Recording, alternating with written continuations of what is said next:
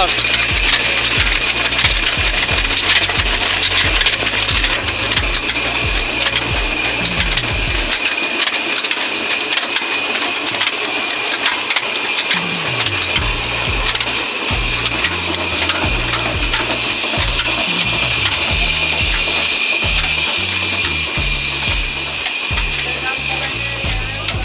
ٹھیک ہے صحیح مہربانی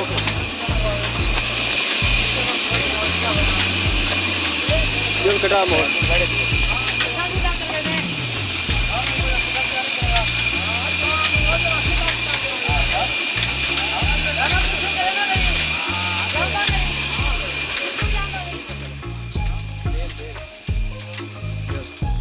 آپ کو ہماری ویڈیو اچھی لگی تو ویڈیو کو لائک کریں، چینل کو سبسکرائب کریں اور کمنٹ میں اپنی رائے کا اظہار لازمی کیجیے گا۔